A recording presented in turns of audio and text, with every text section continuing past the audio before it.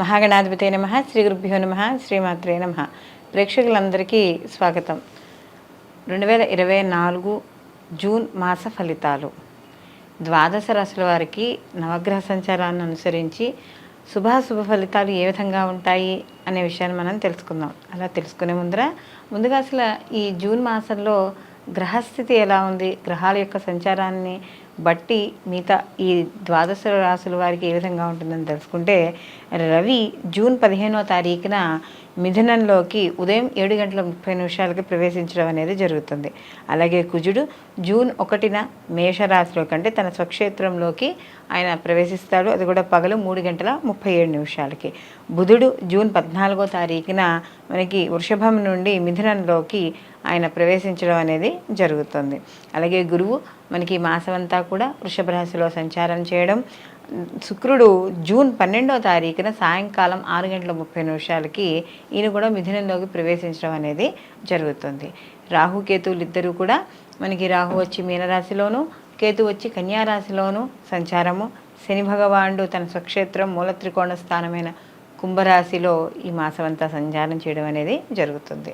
అలాగే చంద్రుడు ఈ మాసం మొదలుకొని అంటే ఈ మాసం ఉత్తరాభాద్ర నక్షత్రం నుండి మొదలుకొని మరియు ఈ మాసం అంతా కూడా ప్రయాణం చేసి తిరిగి మళ్ళీ ఆయన రేవతి నక్షత్రం వరకు ఈ మాసం అంతా కూడా ప్రయాణం చేయడం అనేది జరుగుతుంది. కాబట్టి ఈ యొక్క గ్రహాల యొక్క స్థితిగతులను అనుసరించి ఇప్పుడు వీళ్ళందరికీ ఎలా ఉండబోతుందో తెలుసుకుందాం.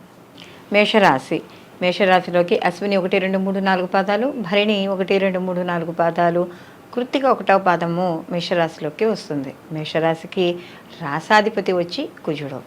మేషరాశి వారికి ఈ మాసంలో వీళ్ళకి ఈ జన్మ అధిపతి అంటే ఈ రాశ్యాధిపతి ఎవరైతే ఉన్నారో ఈ రాశ్యాధిపతి స్వక్షేత్రంలోనే మాసం మొదలుకొని సంచారం చేయడం అనేది జరుగుతోంది.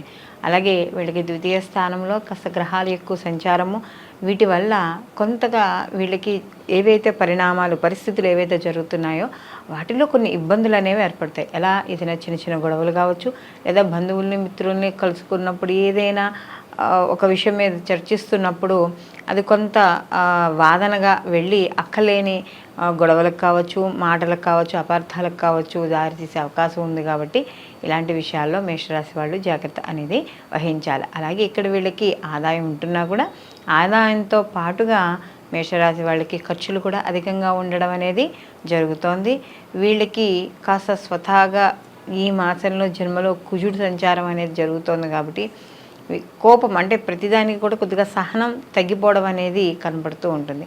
ఈ రాశిలో ఎవరైతే విద్యార్థులు ఉన్నారో వాళ్ళందరికీ కూడా అనుకూలంగా ఉంటుంది. అలాగే విదేశీ విద్య, దూర విద్య, లేకపోతే ఏమైనా దూర దేశాలకు ప్రయాణాలు ఇలాంటి వాటిల్లో కాస్త మధ్యలో వాటికి సంబంధించిన పనుల్లో ఆలస్యం అవ్వడం, లేదా పనుల్లో ఒత్తిడి పెరగడం. అంటే ఏదైనా ఒక పని చేసేటప్పుడు ఆ పనిని ఒకసారికి పూర్తి అవ్వకుండా ఒక 3-4 సార్లు చేస్తే పూర్తి అవ్వడం, అంటే దాంతోపాటు సమయము కొద్దిగా వృధా అవుతుంది, మానసిక చింతన కూడా ఏర్పడడం అనేది జరుగుతుంది. కాబట్టి ఇలాంటి విషయాల్లో మేషరాశి వారు ముందుగా ఏదైనా ముఖ్యమైన పనులు చేపట్టాలనుకున్నప్పుడు దానికి తగ్గట్టు అంటే ఆ విషయం గురించి తెలిసిన వ్యక్తులను కలుసుకోవడం కానీ, లేదా దాని గురించి సమాచారాన్ని ముందుగానే చాలా కులంకుశంగా కనుక్కుని అప్పుడు ఆ పనుల మీద ముందుకు వెళ్ళడం ద్వారా సమయం కలిసి రావడం, అలాగే మానసిక చింతన అనేది కూడా తగ్గడం అనేది జరుగుతుంది. ఎవరైతే రాజకీయ నాయకులు ఉన్నారో వాళ్ళకి సామాన్యంగా ఉంటుంది.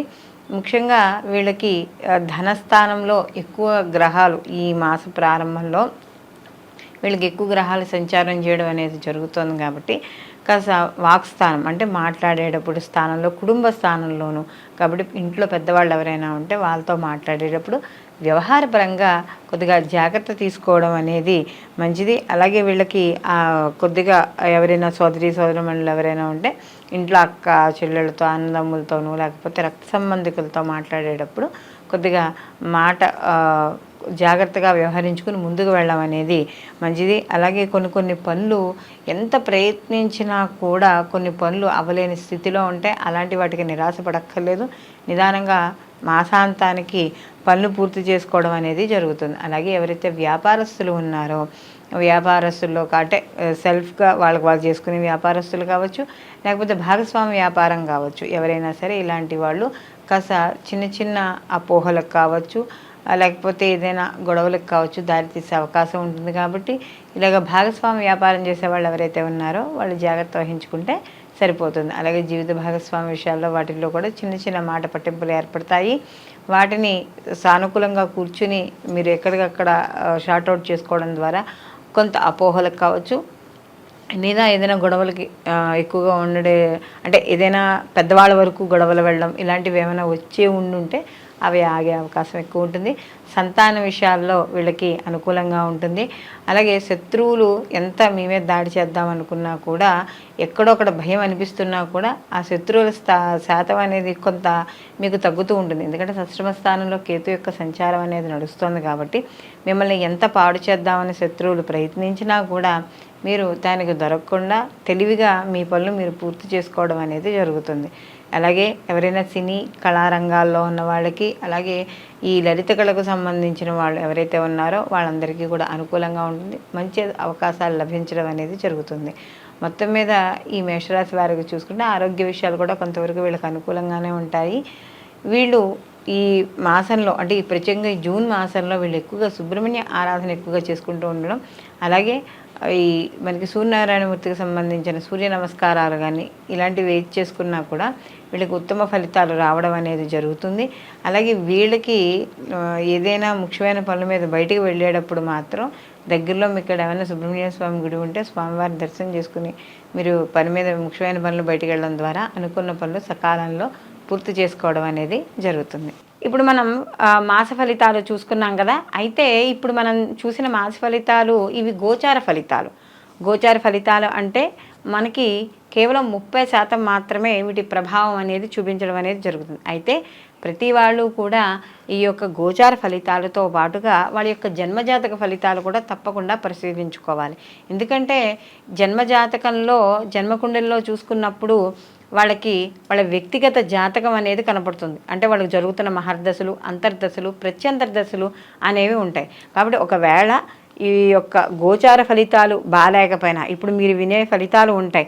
ఆ ఫలితాల్లో మీకు వ్యతిరేక ఫలితాలు కనపడుతున్నా మీ వ్యక్తిగత జాతకంలో కానీ అనుకూలంగా ఉన్నా, అంటే జరుగుతున్న మహర్దశలు అనుకూలంగా ఉన్నాయనుకోండి, అప్పుడు ఫలితాలు ఎలా ఉంటాయి? కాస్త అనుకూలంగానే ఉంటాయి. దానికి తగ్గ పరిహారంలో ఏమైనా చేసుకుంటే మనకి అనుకూలమైన ఫలితాలు వస్తాయి. ఒకవేళ గోచారం బాగుంది, మనకి వ్యక్తిగత జాతకం బాగాలేదు కాబట్టి అప్పుడు వ్యక్తిగత జాతకానికి సంబంధించిన ఏవైనా దోష పరిహారాలు కానీ అలాంటివి చేసుకుంటే సరిపోతుంది. కొంతమందికి రెండూ బాగుంటాయి కాబట్టి అప్పుడు అలాంటి వాళ్ళకి మనకి ఆ జాతకం అనేది చాలా అద్భుతంగా ఉంటుంది.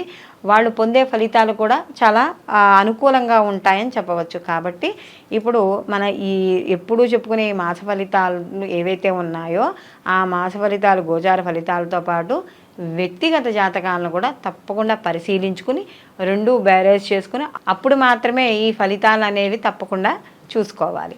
సర్వేజన సుఖినో భవంతు. లోకా సంస్థ సుఖినో భవంతు.